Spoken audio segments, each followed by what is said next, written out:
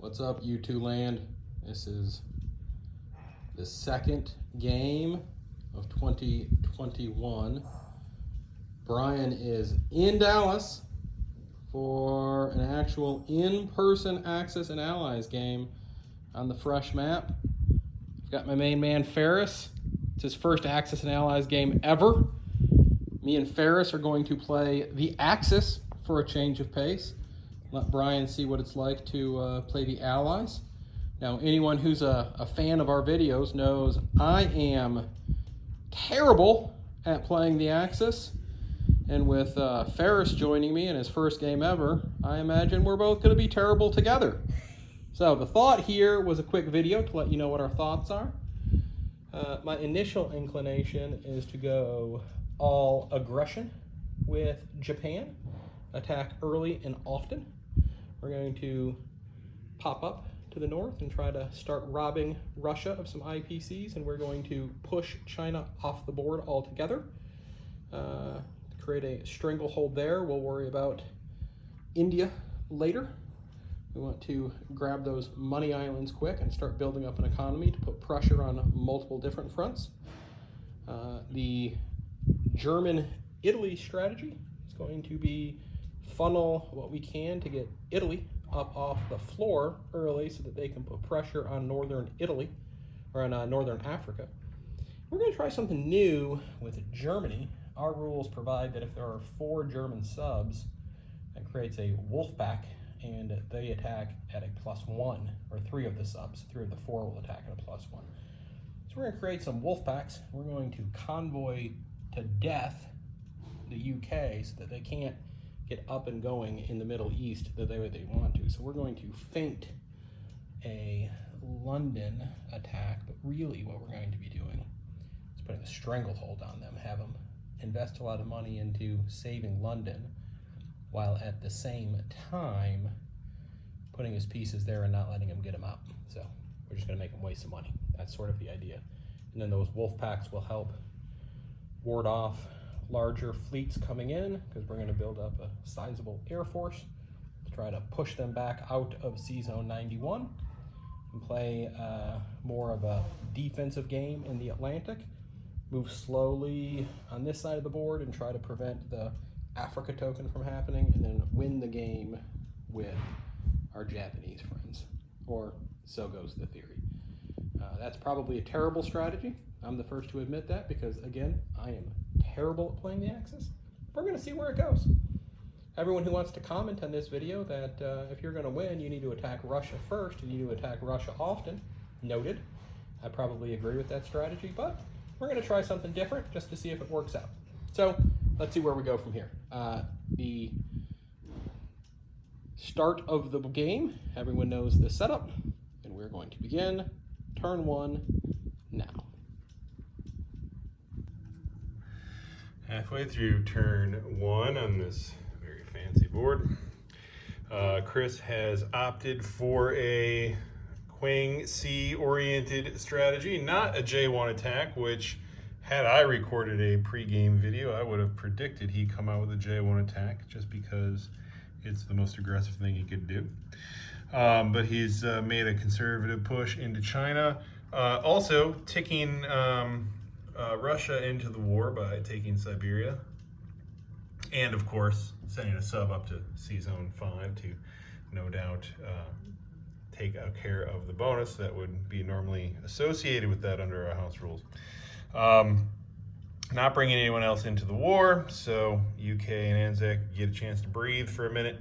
On this side of the board, Germany has opted for a Atlantic oriented strategy, which is unusual in our gameplay, but not unheard of to the internet.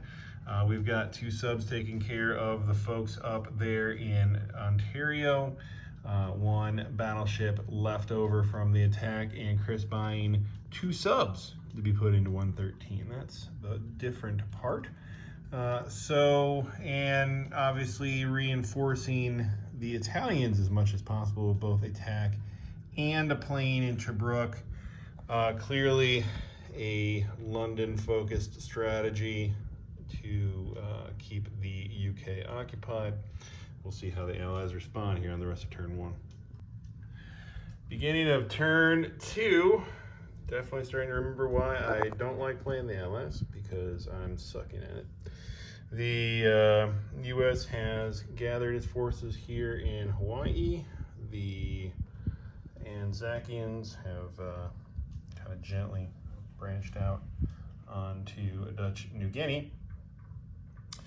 In the Indian region here, we've positioned some dudes thusly, mostly bought infantry and another AA gun, started creeping into the Middle East. But over here in Europe, things did not go great for the UK at all. So I was aggressive in pulling a Taranto and Tobruk move. Taranto succeeded, Tobruk did not, so I pulled back some land units to Alexandria, which have thus been run over. Now Cairo's hanging on by a thread. I also neglected to notice that Chris had hit the air base or the airstrip that he bought there in Holland under all those planes, so I went to attack the battleship. Missed, of course, and he scrambled all those guys, so that didn't go well for that one little plane that was left in England. I did buy 9 infantry, so they're beefed up as much as they can be, but nevertheless, that wasn't a great outcome. The good thing about the Taranto move was that he scrambled all 3 planes and I still killed them. So, I mean, you know, that could have been worse, but it could have been a lot better too. Italy is definitely still in the game, and yeah, it's going to be interesting to see what they do to capitalize on this momentum here on the rest of turn 2. All right, this is the beginning of turn 2, little side secret video. My man F-Dog, we are, keep in mind, first game ever, he's learning. We did not go J1 as though I thought I was, because the Europe move actually was shockingly good, and I wanted to try to preserve some of those German naval units, which, had Japan attacked on turn 1, would have exposed them to a US counterstrike. So right now what I'm contemplating doing is actually slowing down bringing the US into the war on this side. So I'm going to juke this Navy over towards India, still not declaring war, so that I can pin him down in the Middle East. He's going to build up a little bit, but I'm going to use Japan as a base of operations to backfill. So I will pin him in there, and he will not be able to do Middle Earth. With no Middle Earth strategy, he will almost assuredly lose Africa at this point, because I am on the verge of taking Egypt already. A little worried about this Navy over here, but he can't do anything for a couple of turns, so I'll build up in Japan. So sort of slow play the Pacific map. Now, he has not played the Allies in a while, you could tell that, because he has totally bonkered London. No planes other than one little itty-bitty French plane. So I'm pretty positive we're going into London here in 2 turns. I'm buying a truckload of transports, getting all that stuff ready to go. That battleship will have a support shot. All of my aircrafts are going to go in there. I'm going to pre-position all of my stronger units up to be picked up by the transports. So it's going to be a rough day up in London here in a couple of turns. So if I could take that UK cash, start pushing back here, this may be a Axis victory before too long. That's the plan anyways. We'll see. Now halfway through turn 2, Japan has revealed its master plan. So instead of going all into Calcutta, he's built his second turn builds all here in Japan, saving a sizable navy for both defense and offense. See 3 transports there. Again, crawling conservatively into China, but gobbling up a good chunk of it at this point. The Russians have kind of slid in there from last turn, or from earlier this turn rather, and here's the big difference. Well, oh, hey, where'd those guys come from? Yeah, having built the naval base in Concede turn 1, The southern half of the Japan Navy has paid a friendly visit to its non-adversaries, the Indians, and they're just hanging out off the coast of Calcutta, minding their own business. This obviously gives the UK pause, but there's nothing they can do about it right now unless they want to attack, which may or may not be advisable. Certainly puts them in range of all the goodies here in the middle, especially since the UK is a bit weak in defending it. That said, the Italians have pulled back a little bit. I mean, they got their guys here in Alexandria, but the German air support has skedaddled in support of the inevitable sea line attack, which I think we all saw coming after the end of last round. But Germany has built 9 transports and is just gearing up here to invade a hapless London. So Don't forget the bombing raid.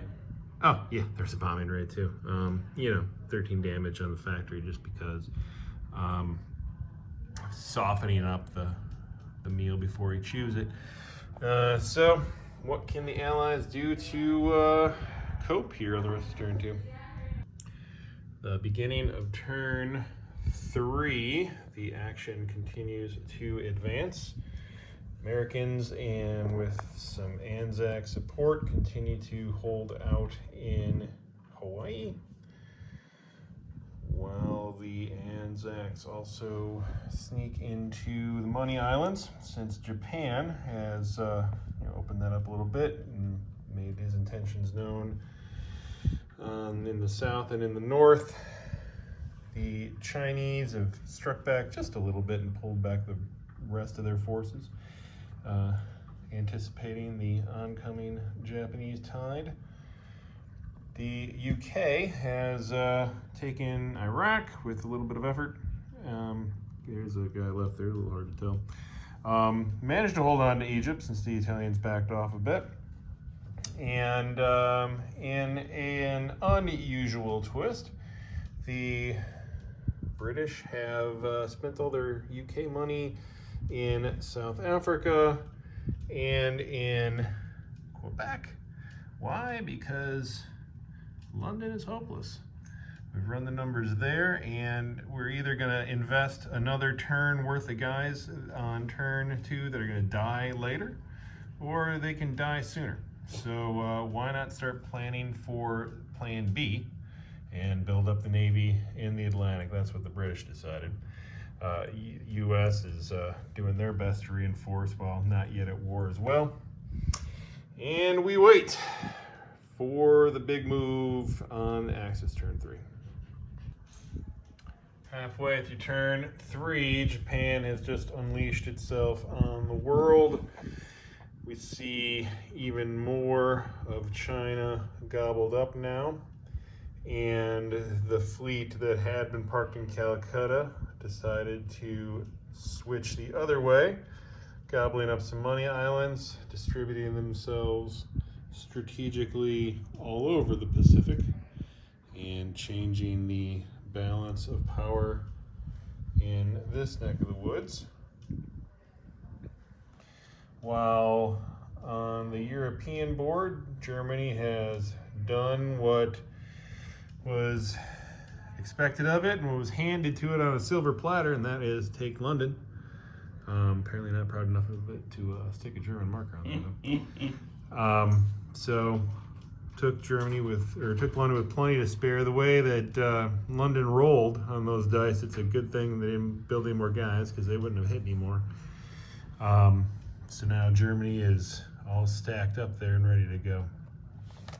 Russia taking advantage of the opportunity to swing down and take several Axis European territories and get the accordion bonus, but of course Germany's sitting on a whole pile of cash now. So let's see if the Allies can press any advantage on the rest of turn 3. We start off turn 4 with the Americans having built primarily in the Pacific this time around, dealing with the Japanese threat, but the North Pacific is still pretty bare. A carrier on each end, but the Hawaiian fleet has all gone down to Queensland.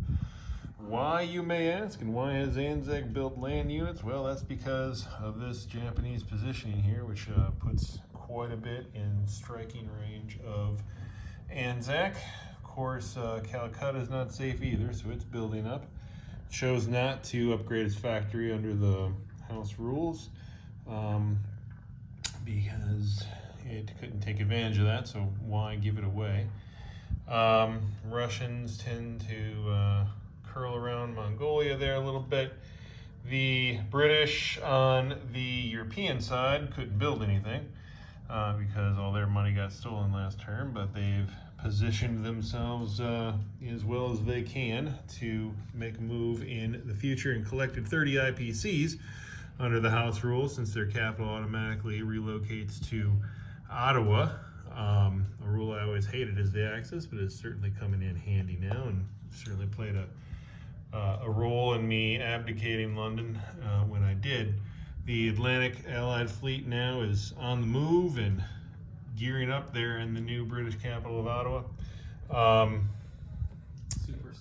Super subs. Oh yeah, let's not forget those pesky house rules work both ways. So Germany got a tech rule by virtue of having taken London, and found themselves, unlike last game, they actually got a useful technology out of it. They got super subs, which if you add that to the Wolfpack rule, which had increased the attack value of his subs already, then 3 out of those 4 subs right there attack now, not out of 3, but out of 4. That's right, those subs attack out of 4, which is ridiculous, and will give Germany quite a bit of dominance in the Atlantic, certainly well past round 4.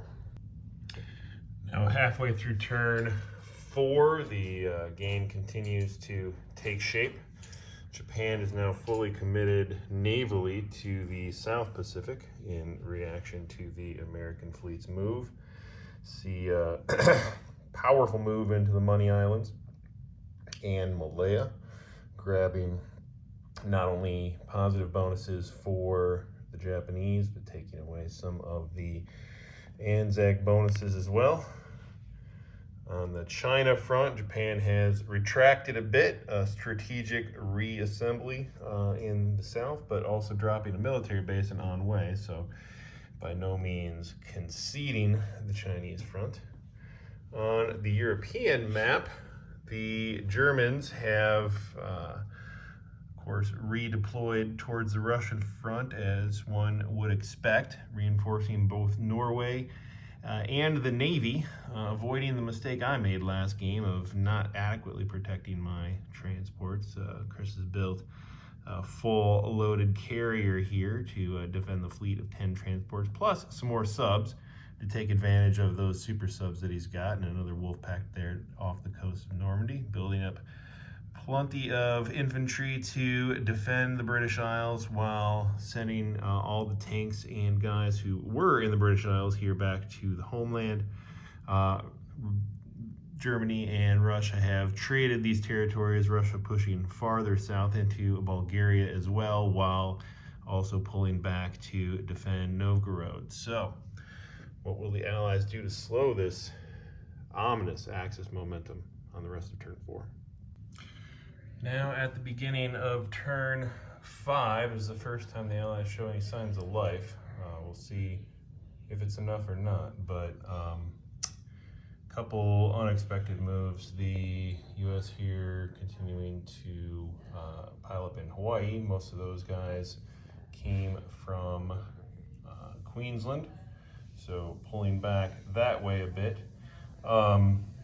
But U.S. decided to take a target of opportunity here, send one whole carrier group, and you can see it here because more of it survived than I expected to, frankly.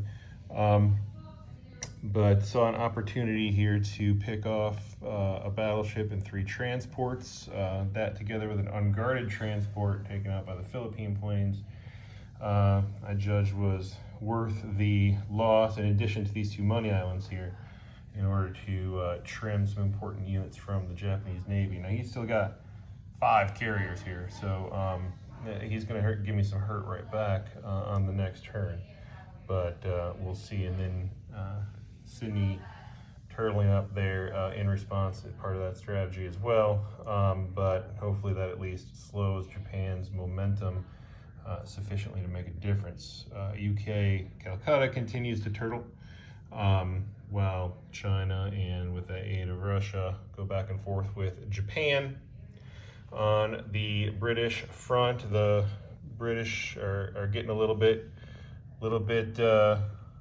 aggressive here, acting like they still matter, by building a minor factory in Egypt and a plane in South Africa, and starting to creep their way up to the northern Africa, while the British and Americans in the Atlantic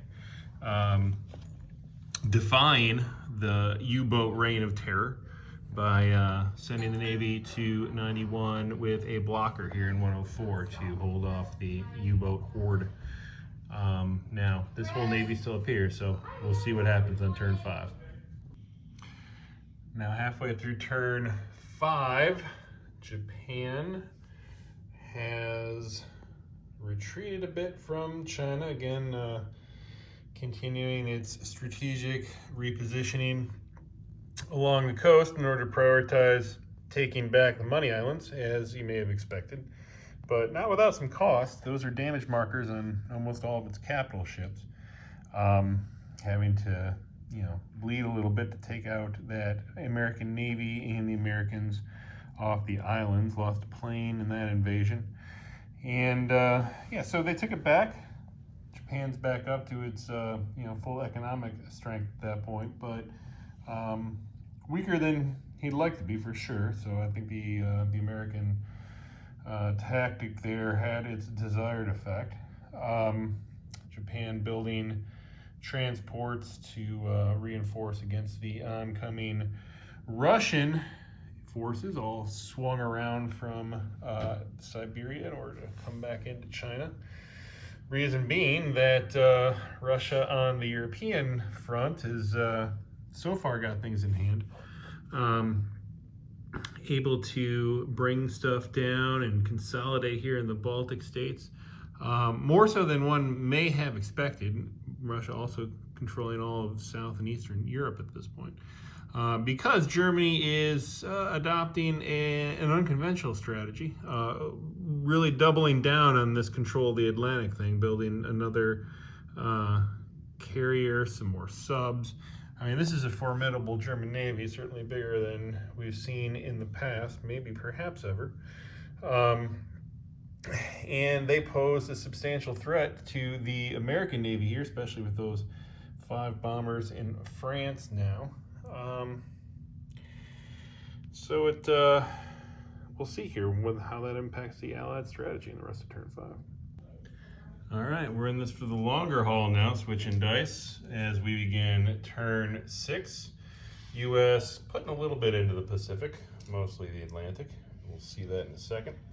So we're biding our time here in Hawaii, and Anzac investing in more ground units, some mobile units this time, to cover the territory should it be necessary. Calcutta continues to turtle, as it can only do. Brought some planes back just to reinforce a little more. We purchased another factory in the Middle East and have rooted the Italians out of the Horn of Africa. The Italians came back a little bit with vengeance in Northern Africa, though. So the U.S. dodged the German Navy by coming into the Med and crowding Italy's space. Dumped some guys there, didn't do a great job at stacking them. So Italy was able to send its planes and ground units into Tobruk and wipe them out. So a little bit of a setback on the ground for the Allies, while Italy just continues to hurdle otherwise. However, so to counter this German naval threat, The Allies encircled them with British blocker destroyers and built 10 U.S. subs in response. The Italians had one can opener left in their bag of tricks, though, sent a bomber in, got rid of the blocker in 104, opening up a space for this German Navy, should they choose to use it here on turn 6. Halfway through turn 6, Japan is on the move once again, now with 2 carriers up in Sea Zone 6 to promote a little power projection there. Dropping some folks off in northern China to counter the Chinese invasion up north, while conveniently and intricately ordering its navy all here in Dutch New Guinea, just for the purpose of taking away my little +3 bonus. That is not very nice to Anzac. So that's all down there, while the march, okay, yeah, can't forget the blocker. Well, the march continues all the way down south as well, down into Burma. And on the European front, the Germans have decided to plug the hole in the Med and trap the Allies in the position they found themselves in, which, you know, leads one to wonder if that was a correct move, in fact. So there's a big, sizable German fleet there, halfway between the Allied fleet and the Allied capitals. So, how are the Allies going to handle that on the rest of turn 6? Beginning of turn 7. It's been a lot of ups and downs this game. We have the U.S. in terms of the Pacific just continuing to slowly accumulate in the Hawaiian Sea Zone. We brought 2 transports down, but otherwise stayed the course over there, and no new builds on the Pacific side. Same with Anzac, just building up some additional land units in anticipation of whatever the Allies, or the Axis rather, may choose to bring. When it comes to Calcutta, Calcutta's getting just a teensy bit bolder. Bought a tank and a guy this time instead of just straight infantry, and also sent its Air Force this away, since all the transports from Japan are now officially out of range for at least this turn. Big news on the European side. You'll remember that German Navy that was causing me a great deal of consternation. Thought long and hard. Now, I had built the subs in the first place knowing that that Navy didn't have a destroyer, but still, so many subs, so many planes, I was intimidated sending the force in. I was planning on just building a defensive Navy here, even though these subs attack at a crazy 3 and 4. Knowing that that was going to hurt, I actually bought land units in anticipation of having to defend DC this time around, but came to the realization that those planes could not actually defend in the naval battle at the last minute. So sent those in, and for once in my life, once this year, I think this is probably the first important battle in either game this year where dice rolls actually went my way. Got a good first strike on the surprise shots, and Chris opted to take out the surface ships and the transports, stranding the guys there in Gibraltar, leaving those super powerful subs in the ocean. So those super powerful subs are absolutely still there. They still attack at a 3 or 4. The first 3 of them attack at a 4, the rest at a 3, given both the wolf pack and the tech roll bonuses here. But certainly their power projection is lessened, given that they are on their own now. So can the Axis restart the momentum here on turn 7? Halfway through turn 7, and the Axis are showing no signs of slowing down. In fact, Japan has come out of hibernation and launched a full-out assault on the U.S. So the Sea Zone 6 crew has come and taken Midway with force. Coming up from behind is the rest of the Japanese fleet that had been so neatly tucked into Dutch New Guinea, now big enough to require a blow-up box. And that's the other 4 carrier groups all sitting together there in the Caroline Islands. That, of course, gives both the U.S. and ANZAC pause. In Asia, Japan went crazy as well. You see measles all over the board here as the red flag unfurls further and further west. In fact, Japan lost patience with tiptoeing around Mongolia, decided to trip the Mongolian rule, and so we see those guys flipped into Russians there. While on the European front, Germany has gone all in with offensive land units. I'm personally offended by them. And piling up there in the capital, although the Russians have retaliated with strategic bombing. 13 damage to the factory there. Russians now building up out of Greece and occupying southern Europe, all the way down the line here. So where will the balance of power ultimately shift there? How about your Navy? I suck. US. Yeah. Well. Okay. Well. I was talking about the important thing.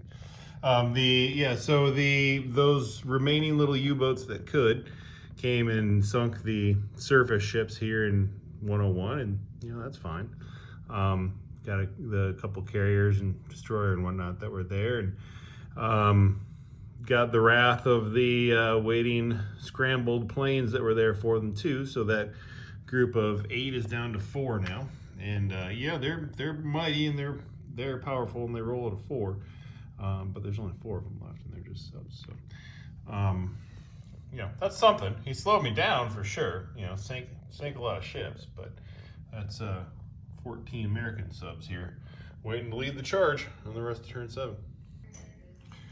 Well, we're about 3/4 of the way through turn 7 when the Axis have put up the white flag and conceded. So it has been back and forth the whole game, but I'm going to comment on a few significant developments. You'll see that we just finished the US-UK block, so it is Italy's turn as the Axis decide to throw in the towel. The US pulled everything back to Western US as they had to, right? This threat over here would have annihilated them in Hawaii, put almost all of the US's builds in the Pacific, building up a respectable navy. Because it's 2 turns until Japan can get there, they'll have yet another chance to add to that before Japan can attack. Had they chosen to, Japan certainly could have probably taken Hawaii. Yeah, they certainly could have. And that certainly would have, been unwelcome to the U.S., but without the Philippines, it wouldn't have given them the victory city that they need for the house rules to get another tech roll. ANZAC is sufficiently turtled that this fleet is not going to take it. In fact, ANZAC was going to start moving back up to Queensland to put its planes in range of getting out of Dodge. The Americans had started taking their planes that have been building up the whole game in the Philippines, and the bomber that was stationed there too, starting getting aggressive in South Asia, bombing the military base there. The Indians have come out of their shell and started to advance, which really kind of turned the tide here in China. You see British planes coming back from the Middle East. You see more Russians getting in there, American planes in Burma, where in the African side of things, we're building up tanks to come join the Chinese fight, building up this navy here. These blow-up boxes are over there. That's southern Italy. And then American planes are starting to come reinforce the Soviets, and we've got a full 20 damage on the German factory there. So Not only that, but those subs that were left over from the U.S. are convoying both Italy and up here in Germany. So, I mean, the U.S. is being convoyed also, but the tide has certainly turned, and it's an allied game. So it's time to call it. We're going to try and get another one in, but overall thoughts on the strategy. We certainly learned that controlling the Atlantic is tough for Germany, and under our house rules, which allow the British to relocate their capital to Ottawa with really no penalty, the sea line move isn't as strong as it would be in other versions of the game. So, you know, take what you will in terms of lessons for this strategy in your own set of the rules. And, you know, it has, I've argued as the traditional Axis player, I've always argued that this rule was a little too generous to the British and penalized sea line a bit too much. It was meant to deter sea line because we were doing it so often. And it has done that for sure. Probably ought to have some sort of production bonus loss, production loss for the British once they switch their capital. We'll talk about that in the next iteration of the house rules. But regardless, if you're going to try and control the Atlantic as Germany, you're going to have struggles on the Russian front, and that's what happened here. Russia got so far into South Europe, they were able to build a factory in Greece just to keep the guys coming from that direction and keep the Axis from taking it back. I struggled a bit. I mean, I'm not a traditional Allies player, so I struggled a bit to make the Middle East happen. But with Calcutta not falling, that helped reinforce that end as well. So, Chris, you led this video off with a discussion of your strategy, so why don't you cap it off with a retrospect on that strategy? Well, I think the moral of the story is I led off saying I was going to do one thing and then I didn't do it. Then I made a second video that said I was going to go to plan B and then I didn't do that. So I went with plan C, which apparently was the worst of the plans because it ended up being super slow with Japan in order to try to do this stupid thing in the Atlantic. And well, that ended up sucking on both sides of the board. And then because I never played the Axis, I mistaken a German cruiser for a German destroyer because I'm not used to the stupid molds. So when I lost, you know, the whole Navy that I built up the whole game, that was unfortunate. But truth of the matter is, even if that didn't happen, I don't know that it would have mattered all that much because I was just pretty bad. So I think that's the moral of the story: is try not to suck so much. But you know, there's a couple good moves that you made, so have to give credit where it's due.